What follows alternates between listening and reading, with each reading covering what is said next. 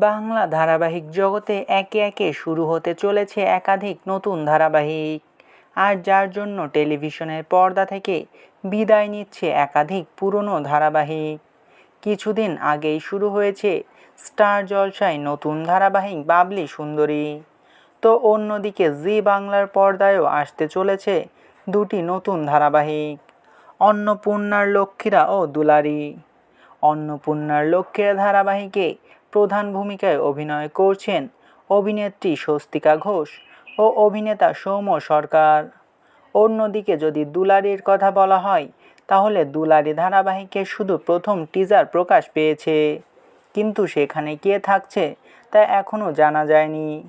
প্রথমে একাধিক জনপ্রিয় অভিনেত্রীর নাম উঠে আসলেও অবশেষে জানা গিয়েছে এই ধারাবাহিকে প্রধান ভূমিকায় অভিনয় করবেন অভিনেত্রী দেবপ্রিয়া বসু, যিনি জনপ্রিয় অভিনেত্রী দেবাদ্রিতা বসুর ছোট বোন। এর আগেও একাধিক ধারাবাহিকে পার্শ্ব চরিত্রে অভিনয় করেছেন এই অভিনেত্রী। তাকে শেষবারের মতন দেখা গিয়েছিল স্টার জলসার অনুরাগের ছোঁয়া ধারাবাহিকে অভিনয় করতে।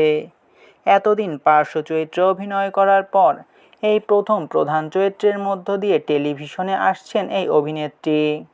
তাহলে এই ধারাবাহিকে অভিনেতার ভূমিকায় কে থাকছেন?